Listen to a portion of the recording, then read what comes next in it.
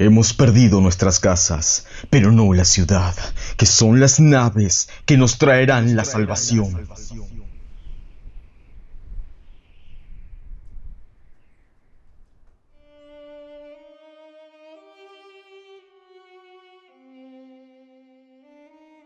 Estadista, estratega, visionario y traidor. La historia de Temístocles, sin duda uno de los hombres más influyentes del siglo V a.C., ha sido estudiada y admirada desde la propia antigüedad. Su ambición y adaptación a las circunstancias lo llevaron a lo más alto, pero la fama que alcanzó terminó por condenarlo. Fue tanto amado como odiado por sus contemporáneos, y no solo por los atenienses. En su época no había griego o bárbaro que no conociera su nombre y deseara tenerle como aliado o matarle. Con todo, es innegable su importancia en la batalla naval que decidió el futuro de Grecia. Así que quédense donde están, porque esta es la biografía de Temístocles y la batalla de Salamina.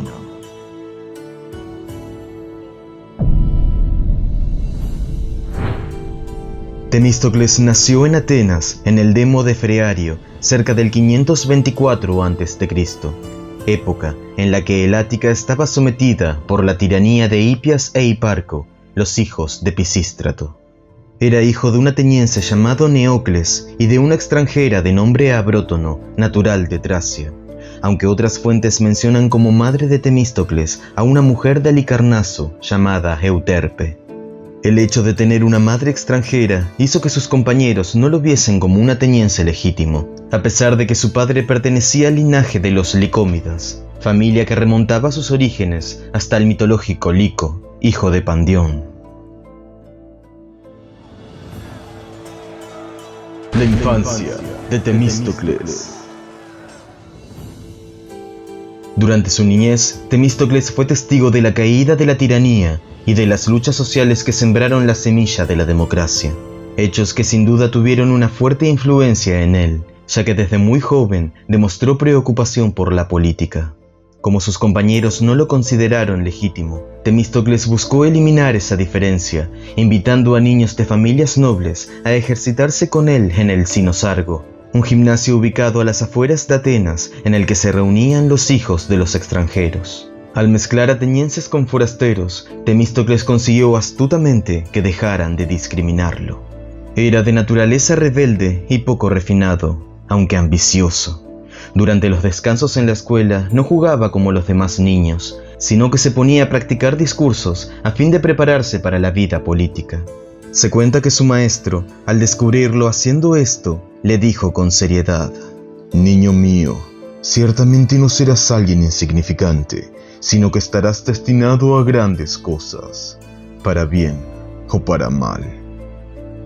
En cuanto a dicho maestro, algunos dicen que fue el filósofo Anaxágoras de Clasómenas y otros Meliso de Samos, pero ambos son poco probables, ya que las fechas no cuadran.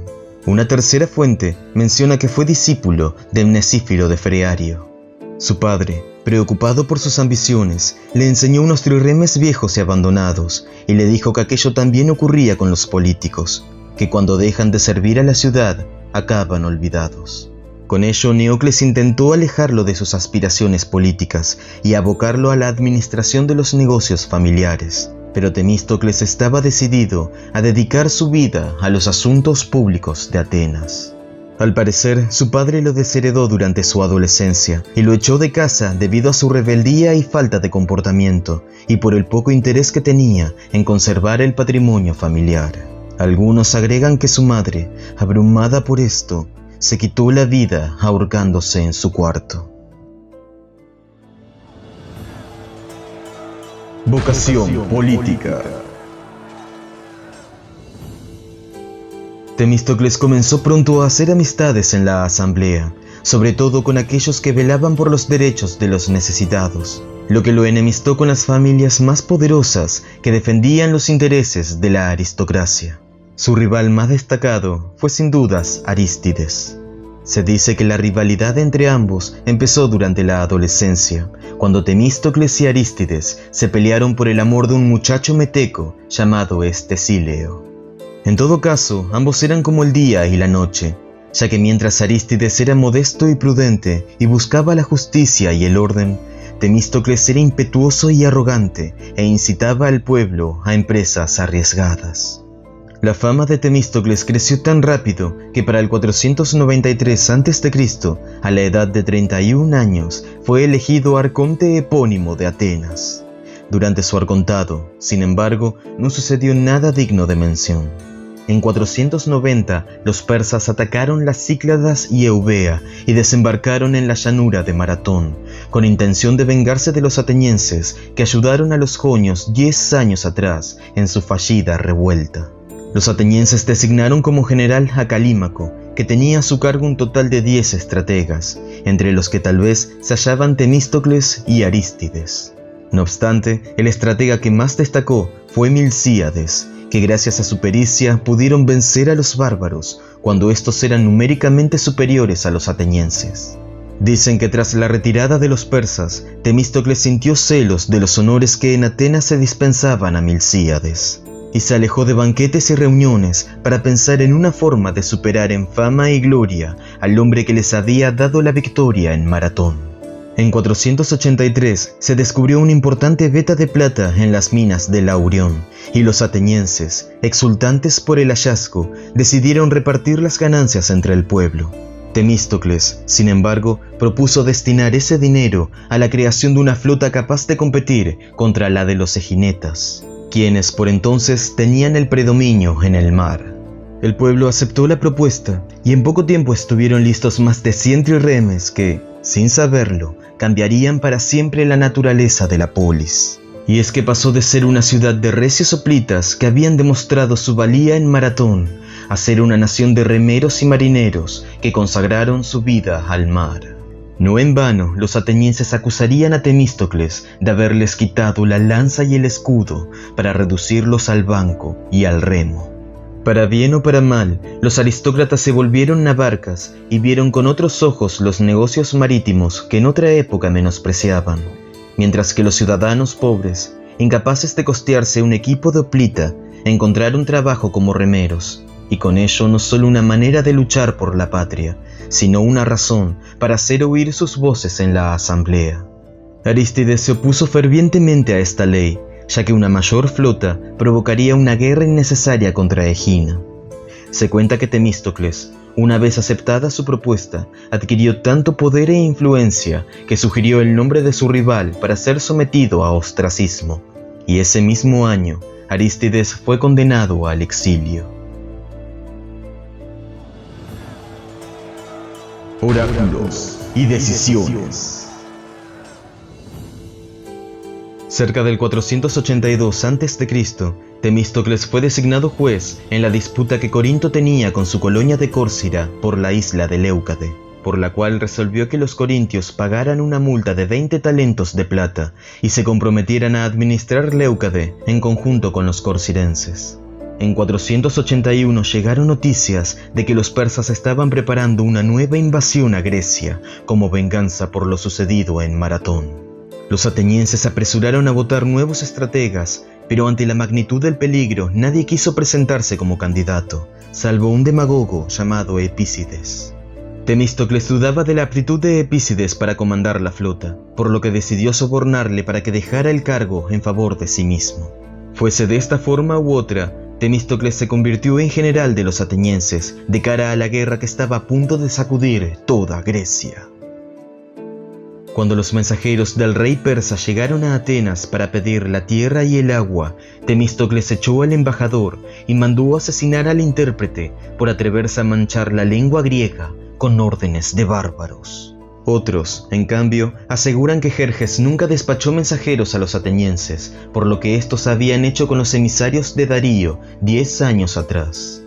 Temístocles también hizo castigar a un meteco llamado Ardmio por haber traído a Atenas el oro con el que Jerjes esperaba comprar la rendición de los atenienses. A este no lo hizo ejecutar, pero logró que la asamblea decidiera no solo su exilio, sino el de toda su familia. Temístocles representó a los atenienses en el congreso que se celebró en Corinto con el fin de unir a los griegos e idear una estrategia para expulsar a los persas. propuso enfrentar al enemigo en el mar, pero una embajada de Tesalia obligó a las polis aliadas a marchar hacia el Tempe, movimiento que fue en vano, ya que un paso alternativo habría permitido a los persas rodearlos fácilmente. Mientras esto tenía lugar, los atenienses enviaron emisarios a Delfos para consultar a la Pitia qué debían hacer. La respuesta del oráculo fue desoladora, pues presagiaba la destrucción de la ciudad por parte de los persas, aunque los atenienses conseguirían salvarse si se guarecían detrás de un muro de madera. Algunos interpretaron que debían amurallar la Acrópolis con una empalizada, pero Temístocles los convenció de que el oráculo, al mencionar el muro de madera, se refería a las naves. Por tanto, decidieron evacuar la ciudad y llevar todas sus pertenencias más allá del Golfo Sarónico. Algunos marcharían a Salamina, pero la mayoría sería enviada a Trecén. La decisión de evacuar Atenas también se vio reforzada por otro designio. La serpiente oracular que habitaba en la Acrópolis y a la que alimentaban a diario con una torta de miel había desaparecido, y los sacerdotes interpretaron aquello como una señal de que la diosa Atenea ya había abandonado la ciudad. Fallida la expedición al Tempe, los griegos optaron por defender el único paso a la Grecia central, el desfiladero de las Termópilas, donde un pequeño grupo bien armado podía detener a muchos enemigos el tiempo suficiente para que el resto de los griegos se preparara. Se designó como general de esta misión al rey espartano Leónidas.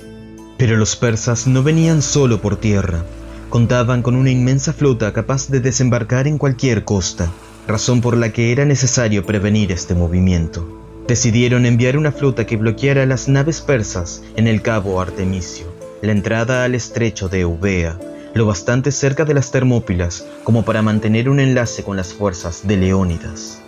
A pesar de que Atenas era la ciudad que mayor cantidad de naves aportaba, se eligió como almirante al espartano Euribíades. Para evitar disensiones entre los aliados, el propio Temístocles renunció a reclamar su cargo y calmó a los atenienses con la promesa de que los griegos, tarde o temprano, los seguirían. Por este hecho se solía decir de los atenienses que vencieron a sus enemigos con valor y a sus aliados con prudencia.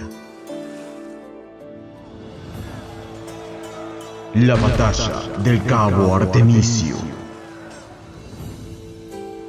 La flota griega zarpó hacia el cabo Artemisio casi al mismo tiempo que Leónidas marchaba hacia las Termópilas. Ni bien llegaron a destino y avistaron las naves persas varadas en Áfitas, sintieron miedo de su superioridad numérica y discutieron si debían regresar a Corinto para defender el istmo.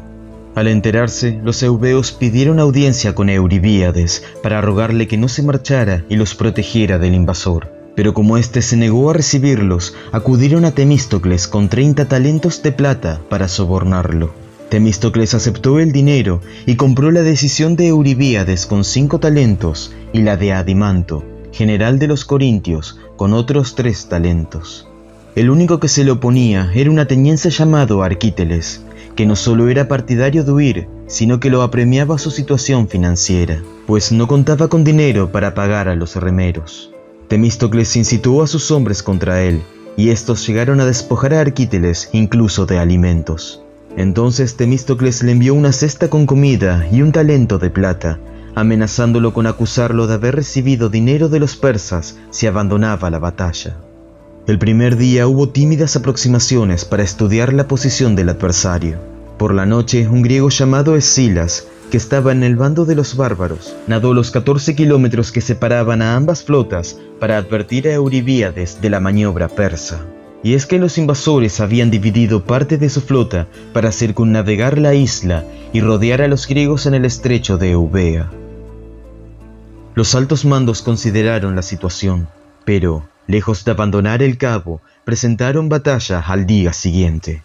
Los trirremes griegos, formados en círculo, se lanzaron contra los persas, y a pesar de la desventaja numérica, consiguieron la primera victoria. Durante este enfrentamiento, una nave lebnia que había venido con la flota persa abandonó las fuerzas invasoras para unirse a los griegos. Esa misma noche se desató una terrible tormenta que obligó a las naves a buscar refugio en la costa, pero los barcos persas que en aquel momento rodeaban Eubea fueron sorprendidos por fuertes vientos en alta mar y casi todos naufragaron. Al día siguiente la lluvia cesó, y con la llegada de 53 naves atenienses de refuerzo, los griegos retomaron la ofensiva, hundiendo o capturando triremes enemigos. Pero al rayar el tercer día, fueron los persas quienes iniciaron el ataque, con la intención de rodear a los griegos, maniobra que al final no pudieron llevar a cabo por el poco espacio disponible, aunque sí consiguieron infligir serios daños a los defensores. Al cuarto día, los griegos decidieron abandonar el cabo y regresar a Corinto. Esta retirada pudo deberse a varios motivos. Es probable que los daños recibidos hayan sido tan graves como para discutir la huida. También pudo deberse a que no todas las naves persas que circunnavegaron Eubea naufragaron. Y por último, porque el enlace con las Termópilas había informado de la derrota griega en el desfiladero. Durante el regreso, Temístocles aprovechó para dejar en las rocas mensajes dirigidos a los jonios que integraban la flota persa. En dichos mensajes, pedía a los griegos de Anatolia que abrazaran la causa griega, y si les era imposible hacerlo, al menos que intentasen estropear los planes de los bárbaros, recordándoles que aquella guerra era consecuencia de haberlos ayudado durante las revueltas jónicas. Con esto, Temístocles no solo esperaba incitar a los jonios que abandonaran a sus opresores, sino también sembrar desconfianza hacia los jonios por parte de los propios medas, consiguiendo con ello, quizá, que en próximos combates sus naves fuesen dejadas al margen. Con la derrota griega en las Termópilas y la retirada de la flota del cabo Artemisio, toda la Grecia central cayó en manos de los persas, que no dudaron en saquear e incendiar cada poblado que encontraban. Fócida, Beocia y Elática fueron arrasadas sin piedad, mientras los griegos atrincherados en Corinto levantaban sin descanso un muro en el istmo, y las naves se refugiaban en la bahía de Salamina. En aquellos días de desolación, y a la espera del enfrentamiento que decidiera el futuro de Grecia, Temístocles derogó por decreto todos los ostracismos vigentes, más por precaución que por compasión, ya que temía que personas como Arístides terminaran ayudando a los persas contra su patria. La batalla de Salamina. Temístocles estaba convencido de que el mejor lugar para enfrentar a la flota invasora era el estrecho de Salamina, una franja de mar tan angosta que estropearía las maniobras de las numerosas naves persas. Pero la mayoría de los griegos no estaba de acuerdo, sino que era partidaria de regresar al istmo y luchar en tierra bajo las órdenes de Cleómbroto, el hermano de Leónidas. Temístocles intentó convencer a Euribíades de que el momento de luchar era ahora, a lo que el espartano contestó: Ateniense, en las competiciones golpean a los que salen antes de tiempo. Es cierto, respondió Temístocles, pero el que llega último no consigue la victoria. Euribíades, furioso por aquella respuesta, levantó su bastón para golpearle, y entonces Temístocles replicó con una de sus frases más conocidas: Pégame si quieres, pero escucha. Euribíades terminó por comprender su estrategia, pero fue incapaz de controlar a los griegos, que a toda costa querían huir. Y cuando el puerto de Falero se llenó de naves persas, se pusieron de acuerdo para zarpar aquella misma noche hacia Corinto. Y es que los persas contaban con 1207 naves, mientras los griegos con solo 380. Temístocles sabía que si perdían aquella oportunidad, jamás ganarían la guerra, así que puso en práctica un plan arriesgado. Envió al campamento persa a un criado llamado Sícino para decir que Temístocles estaba dispuesto a servir a Jerjes, e informar que los griegos se estaban preparando para regresar cada uno a su patria, lo que sin dudas demoraría la campaña persa al tener que atacar cada polis una por una. Jerjes se dejó engañar y ordenó a sus comandantes movilizarse cuanto antes. Dispuso que un grupo de naves egipcias rodeara Salamina para encerrar a los griegos, y que un destacamento desembarcara en el islote de Psitalea para matar a los que llegasen buscando refugio, mientras el resto de la flota se posicionaba en la entrada del estrecho. Y a fin de presenciar cómo sus naves aplastaban a los griegos, Jerjes se hizo instalar un trono en la cima del monte Egaleo. Mientras aquellas maniobras tenían lugar, llegó al campamento griego Arístides, cuyo exilio había sido indultado, e informó que las naves egipcias estaban rodeando Salamina. Sus noticias fueron confirmadas poco después, cuando una nave de Tenos, que había desertado de la flota persa, arribó para advertirles del inminente ataque. Ya no quedaba posibilidad de huida. La flota griega tendría que pelear en la bahía de Salamina. Se cuenta que al amanecer ocurrieron dos señales divinas. Un terremoto sacudió las aguas del estrecho, por lo que los griegos se apresuraron a ofrecer sacrificios a Poseidón. Y luego una gran polvareda se elevó desde Eleusis, acompañada por el grito de una multitud que invocaba a Dioniso Yaco, como si miles de fantasmas se dirigieran al santuario para celebrar los misterios. Con el fin de calmar a los dioses, ofrecieron dos prisioneros persas para ser sacrificados a Dioniso, cosa que Temístocles consideró aberrante. Pero como las tropas invocaban al unísono la palabra Omestés, un epíteto de Dioniso que significa el que come carne cruda, Temístocles no tuvo más alternativa que degollarlos. Cuando las naves persas aparecieron al fin, exponiendo el flanco izquierdo, los trirremes griegos que se habían lanzado al combate titubearon y empezaron a remar hacia atrás, de regreso a la costa. Fue entonces cuando la imagen de una mujer apareció en el cabo Sinosura y les reprochó con voz tan atronadora que todos comprendieron que se trataba de una diosa. ¡Desdichados! ¿Cuándo van a dejar de retroceder? Envalentonados por la visión, varios navíos dejaron de siar y tomaron impulso para embestir a los persas. El primero que consiguió perforar el casco de un barco enemigo fue Aminias de Palene, y muchos otros se esforzaron por imitarle. Los únicos griegos que se dieron a la fuga fueron los corintios, pero estos, al notar que los defensores obtenían una gran ventaja en el estrecho, dieron la vuelta y embistieron a las naves fenicias, alineadas en el ala derecha de la flota persa. A partir de ese momento, la batalla fue un desastre para los medas, que debido a la cantidad de naves que habían metido en el estrecho, se quedaron sin espacio para virar a babor y apuntar sus proas hacia sus adversarios. La primera línea persa fue embestida por los espolones griegos, y muchas naves fueron hundidas o capturadas. En este punto es célebre la estratagema llevada a cabo por Artemisia, reina de Caria y aliada de los persas, para escapar del ataque de los griegos. Como su navío era perseguido y no tenía salida por el poco espacio disponible, decidió embestir a una nave persa. Sus perseguidores creyeron que los carios habían cambiado de bando y desistieron de atacarla, mientras que Jerjes, que veía el desastre sentado en su trono, creyó que el barco hundido por Artemisia era griego, lo que la salvó de cualquier castigo. Durante el combate murieron muchos medas de renombre, entre los cuales hallaba a Ariadignes, un hermanastro de Jerjes. Misma suerte corrieron los soldados persas, que al no estar familiarizados con el mar, no sabían nadar y morían ahogados, mientras que los griegos, si veían destruidas sus naves, se salvaban regresando a nado a Salamina. Pasada la tarde, los persas comprendieron que la victoria era imposible y empezaron a replegarse. Pero a las afueras del estrecho los esperaba la flota de los eginetas, comandados por Polícroto, que al ver desesperados y heridos a los invasores, se arrojó sin piedad sobre ellos. Por su parte, Arístides hizo embarcar a muchos hoplitas que aguardaban en la costa de Salamina y se los llevó consigo al islote de Psitalea, donde los persas habían asentado una pequeña base, y tras desembarcar, acabó con todos ellos. Con la caída del sol terminó la batalla, y no solo por la masiva huida de los persas, sino también porque había soplado un fuerte viento desde occidente que arrastró los barcos destruidos hacia la costa del Ática. Los griegos, tras recuperar los trirremes que aún podían navegar, regresaron a Salamina con la convicción de que los persas llevarían a cabo un nuevo ataque al día siguiente.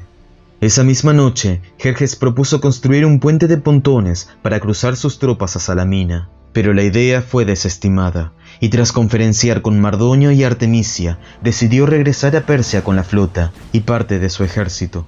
Dejó 300.000 hombres al mando de Mardonio para continuar la campaña, y se marchó con el resto por el mismo camino que había venido, mientras sus naves ponían proa hacia Jonia. Cuando los griegos se enteraron de la huida de los persas, lanzaron sus trirremes al mar para perseguirlos. Pero al llegar a la isla de Andros, comprendieron que les llevaban demasiada ventaja y abandonaron la persecución.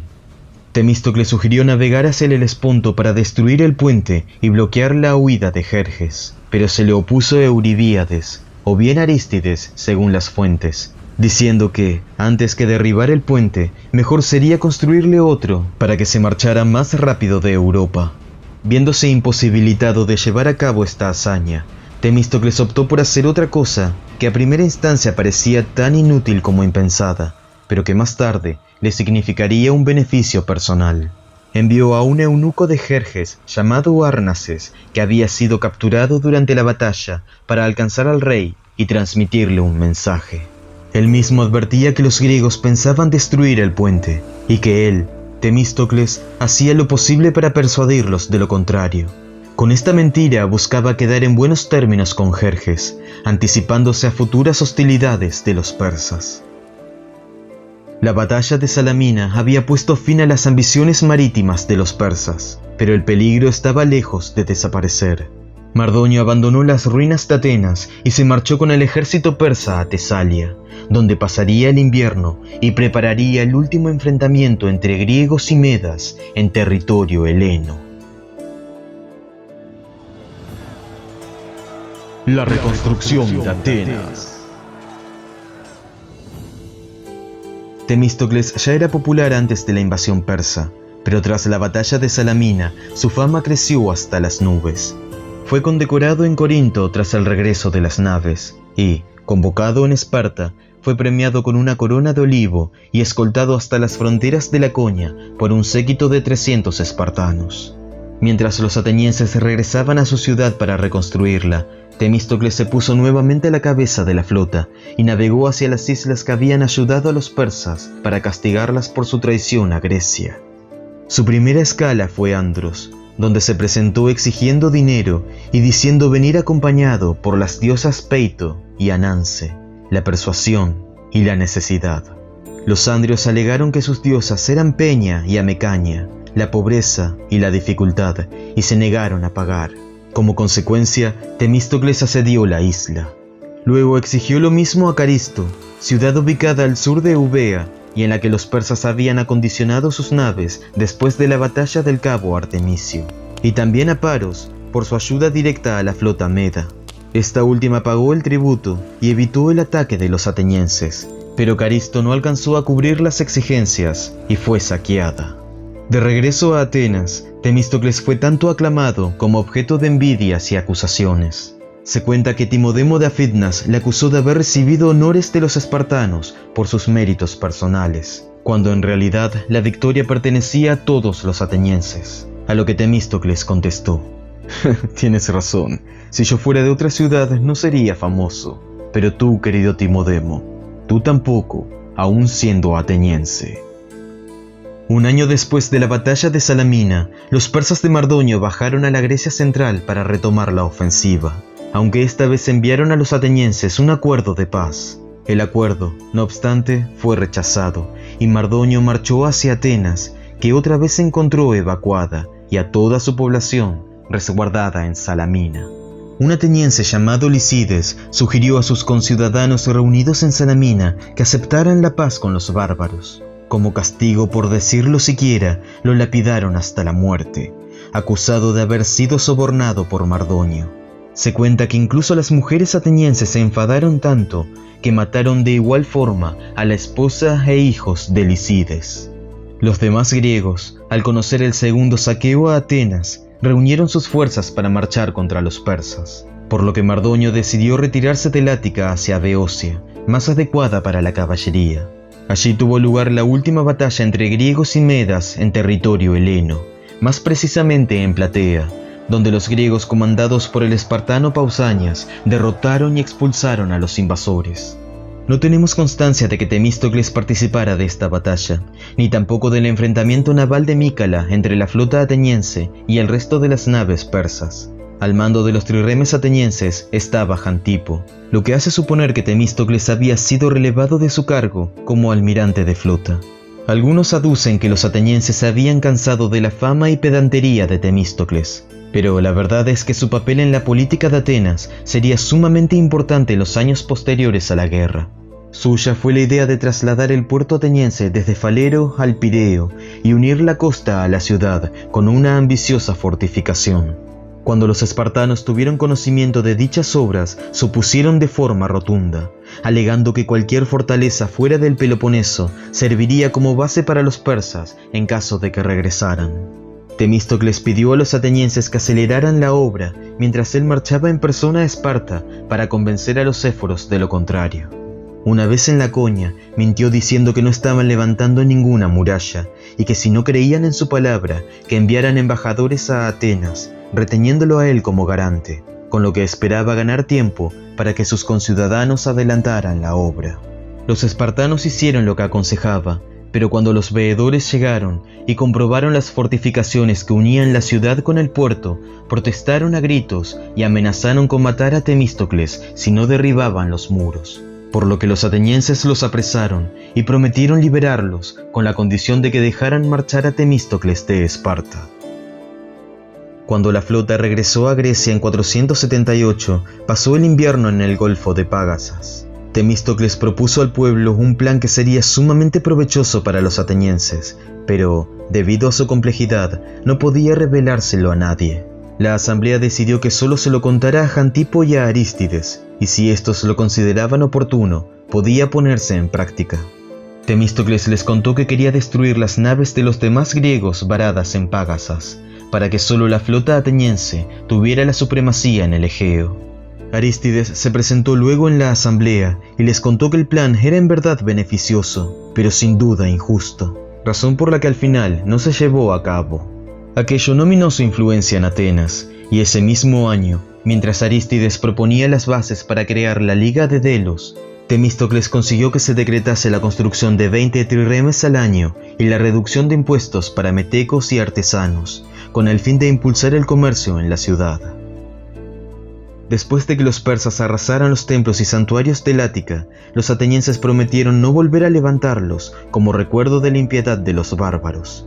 Pero Temístocles no se mostró de acuerdo con esa decisión e hizo reconstruir el Telesterion de Flías. Asimismo mandó construir un templo consagrado a Artemisa en Mélite, cerca de su casa. Aquello no hubiese molestado a los atenienses, de no ser por el epíteto con el que decidió nombrar a la diosa, Aristóbula, la buena consejera, refiriéndose con ello a que Temístocles había tomado las mejores decisiones para los griegos, lo que no dejaba de ser otra muestra de arrogancia. También se cuenta que financió la obra trágica Las Fenicias, con la que Frínico ganó el certamen en las Grandes Dionisias del 476 a.C., obra que no solo trataba la batalla de Salamina, sino que enaltecía las hazañas del propio Temístocles como estratega. Al parecer, ese mismo año, su nombre fue propuesto para la votación de ostracismo, recurso que tenía como fin expulsar durante 10 años a todo ateniense que, tras alcanzar mucho poder e influencia, se convirtiese en una amenaza para el régimen democrático.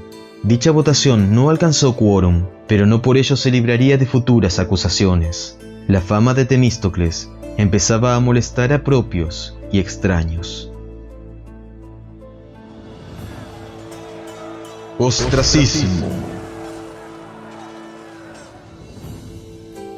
En 473 a.C., sus detractores consiguieron al fin los votos necesarios para condenarlo al exilio, poniendo como excusa que su ambición estaba a punto de convertirlo en tirano de los atenienses. Temístocles dejó sus posesiones y a su familia en Atenas y partió hacia Argos, donde fue bien recibido y, al parecer, se le ofreció el cargo de estratega. Mientras tanto, los espartanos, que jamás perdonaron a Temístocles su mentira y temerosos además del poder que estaba alcanzando Atenas, empezaron a tramar el modo de vincular al ateniense con Pausanias, el general que había dirigido a los griegos en Platea, pero que luego se dejó corromper por los persas, siendo considerado un traidor. En 471, los lacedemonios enviaron una embajada a Atenas para informar que Pausanias había invitado a Temístocles a formar parte del complot contra los griegos, y que, si bien el ateniense se había negado, por su amistad con Pausanias, ocultó lo que éste se proponía hacer, lo que a ojos de los espartanos lo hacía tan culpable como Pausanias. Temístocles, al tener noticias de esas calumnias, envió cartas a la asamblea para defender su inocencia. Pero de nada sirvieron y los atenienses enviaron legados a Argos para exigir su extradición y detención.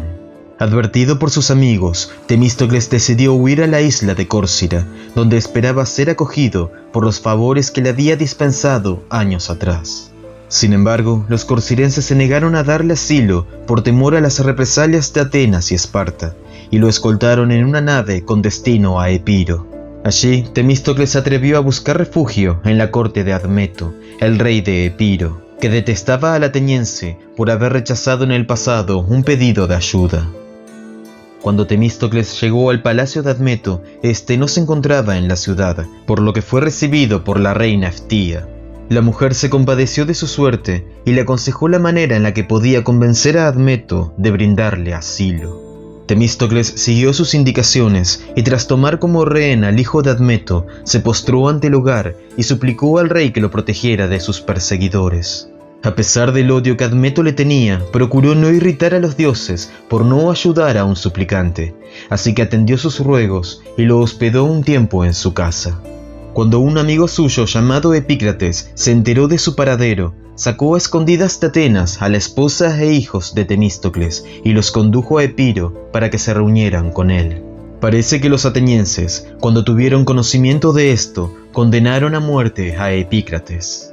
Temístocles pasó una temporada en la corte de Admeto, quien rechazó varias veces las exigencias de los atenienses de entregarlo, a pesar de los 200 talentos de plata que se ofrecían por su cabeza. El propio Admeto, sin embargo, le aconsejó que lo mejor sería que huyera a Asia, pues no podía garantizar su seguridad por mucho tiempo. Siguiendo su consejo, en el 468 a.C., Temístocles cruzó el norte de Grecia con su familia hasta Pidna, donde consiguió embarcar en un navío mercante sin que nadie lo reconociera. Pero una tormenta los obligó a detenerse en Naxos, que por aquellos días estaba siendo sitiada por la flota ateniense. Por temor a ser descubierto, Temístocles se rebeló ante el capitán del navío y le amenazó con que, si era atrapado, mentiría diciendo que lo había sobornado para que lo sacara de Grecia. Con esto consiguió que zarparan cuanto antes hacia Éfeso, burlando la vigilancia de las naves atenienses. Para otros, en cambio, arribó primero a Cime, y como vio que esta ciudad no era segura, partió a Egas, donde fue hospedado por un sujeto llamado Nicógenes. Se cuenta que Olbio, el maestro de los hijos de Nicógenes, durante un banquete bebió tanto que terminó poseído por un trance, en el que aconsejó a Temístocles prestar oídos a la noche. Esa misma noche, Temístocles soñó con una serpiente que reptaba hacia él y que al acercársele se convertía en un águila que se lo llevaba volando, para luego depositar un cetro de oro a sus pies. Temístocles interpretó que la serpiente eran los griegos y el águila el rey de los persas, capaz de ponerlo a salvo y dotarle de recursos. Dicen que fue esta visión la que convenció a Temístocles de pedir ayuda al rey de Persia. En el trono de Susa, sin embargo, ya no se sentaba Jerjes, que en 465 a.C. había sido asesinado por uno de sus ministros. El cetro de los persas lo empuñaba ahora su hijo Artajerjes, al que Temístocles no conocía ni sabía cómo reaccionaría al enterarse que se hallaba en su reino. Temístocles en Persia. Decidido a asumir el riesgo, escribió una carta que despachó a Susa mientras él y su familia se ponían en marcha. Dicen que se disfrazó de mujer para pasar inadvertido durante el viaje y se trasladó en un carro cubierto de cortinas, como si se tratara del harén de un sátrapa. Pero otros dicen que Temístocles no escribió ninguna carta, sino que apareció en persona en la corte de Susa y pidió entrevistarse con el rey. Mediante un intérprete, Temístocles se presentó sin tapujos como el hombre por el que los persas habían sufrido muchas desgracias, pero también el culpable de que Jerjes hubiese podido huir a salvo de Grecia. Artajerjes recordaba lo que su padre le había contado, que Temístocles había retenido a la flota griega para que no lo persiguiera y destruyera el puente del Helesponto. Se trataba de la mentira que Temístocles había tramado tan astutamente y de la que ahora, 15 años después de Salamina, podía sacar de ella verdadero provecho. Temístocles se postró ante el rey, ofreciéndose como consejero tanto en la guerra como en la política. aunque asegurándose de pedir antes un año de gracia para aprender la lengua y las costumbres de los persas. Artajerjes se lo concedió y se cuenta que esa noche el rey, alegre por contar con una mente tan audaz, sonrió en sueños y murmuró que al fin tenía al ateniense. Así pasó Temístocles varios años en la corte de Artajerjes, el año que había pedido para aprender y algunos más en los que sirvió como consejero y acompañante del rey. Tan afortunada fue entonces su vida que una frase mencionada a sus hijos se volvió bastante célebre. Hijos míos, habría sido nuestra ruina no habernos arruinado. Hubo, no obstante, un momento de tensión durante su estadía en Susa. Una mujer llamada Mandana, hermana de Jerjes y tía de Artajerjes, exigió al rey que castigara al ateniense por lo de Salamina. El rey la ignoró, por lo que Mandana buscó apoyo entre la aristocracia, obligando a Artajerjes a someter a juicio las acciones de Temístocles. Pero este defendió tan bien su postura que fue absuelto de todo castigo. Su presencia en la corte, sin embargo, ya no volvió a ser igual. Como muchos empezaron a acusarlo del desastre de Salamina, Artajerjes decidió alejarlo y le confió el gobierno de 3 ciudades de Asia Menor: Magnesia, Lámpsaco y Miunte, de las que, según la tradición, obtenía pan, vino y pescado. Algunas fuentes agregan otras 2 ciudades, Percote y Palesepsis. Con todo, su nueva posición le atrajo más envidias y rencores allí donde iba. Epixies, sátrapa de Frigia, sintió celos del favoritismo que Artajerjes tenía por Temístocles, así que contrató a unos hombres de Pisidia para que lo emboscaran y asesinaran cerca de Sardes. Mientras Temístocles se hallaba de viaje desde Magnesia a Sardes, decidió hacer una parada para descansar. Durante la siesta soñó con la diosa Cíbeles, que le aconsejaba evitar la cabeza del león, y que, a cambio de este favor, le entregara a su hija como sierva. Resulta que cerca de Sardes había una aldea conocida como Leontocéfalo, o cabeza de león, donde precisamente aguardaban los pisidios para matarle. Temístocles decidió dar un rodeo y por la noche, ya cerca de Sardes, se detuvo nuevamente a descansar. Fue allí donde los asesinos, preocupados por haberle perdido el rastro, lo hallaron. Pero los centinelas los interceptaron y apresaron, salvando así la vida del ateniense.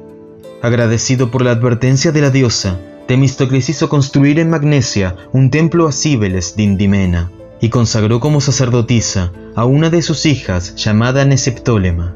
Otro ejemplo de envidia por parte de los persas ocurrió en la misma Sardes. Temístocles había visto en un templo una escultura de bronce que él mismo había consagrado cuando era funcionario en Atenas, y sintiendo pena por la esclavitud de la estatua, pidió permiso para regresarla a Grecia.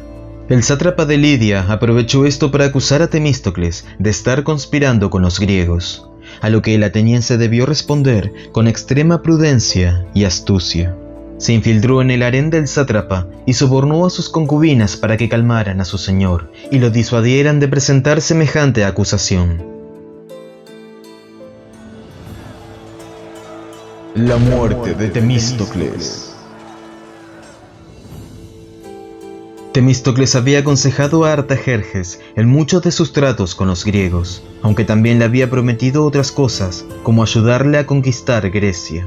Promesa que hizo sabiendo que era poco probable que los persas buscaran revancha de las guerras médicas. Y no porque los griegos se habían mostrado superiores, sino más bien porque Persia se hallaba sofocando revueltas en sus fronteras. Pero un día los disturbios cesaron y las fronteras fueron apaciguadas, y Artajerjes, deseando cumplir lo que su padre no pudo, envió una carta a Temístocles para que preparara una tercera invasión a Grecia. Fue entonces cuando Temístocles demostró una gran entereza al no dejarse llevar por el rencor hacia los griegos que lo difamaron, ni permitir que la gloria y una mayor fama lo tentaran. Antes bien, por respeto a los honores que había conseguido y el amor a la patria que tanto había defendido, decidió quitarse la vida para no cumplir su promesa a Artajerjes. Reunió a sus amigos y familiares en Magnesia, y tras ofrecer un espléndido sacrificio a los dioses, se envenenó bebiendo sangre de toro. Era el 459 a.C., y ese año Temístocles había cumplido los 65 años de edad. Dicen que cuando Artajerjes se enteró de su muerte, no se enfadó, sino que admiró aún más al ateniense, y por respeto a su memoria, permitió que sus hijos mantuvieran sus privilegios como nobles de Persia. Los magnesios levantaron una escultura suya en el ágora y lo sepultaron bajo un monumento, pero se dice que sus parientes lo desenterraron y, siguiendo la última voluntad de Temístocles, llevaron sus restos a Atenas, donde los enterraron en secreto para que sus huesos descansaran en la tierra que tanto había amado y que tan ingrata había sido con él. Esto es todo lo que podemos contar de la historia de Temístocles, el estadista y estratega que no solo salvó a Grecia de sucumbir ante los persas, sino también el que sentó las bases para el imperio marítimo de los atenienses. Aunque al final de su vida lo señalaron como traidor, futuras generaciones reivindicaron su papel en el renacimiento de una Atenas democrática, poderosa y audaz. Se cuenta que una vez un joven general lo criticó diciendo que sus hazañas podían igualarse a las del viejo Temístocles, a lo que éste contestó que tal vez tenía razón, pero si Temístocles no hubiese existido, ese general jamás habría vivido. Claro ejemplo de la personalidad e importancia de uno de los griegos más admirados de la antigüedad.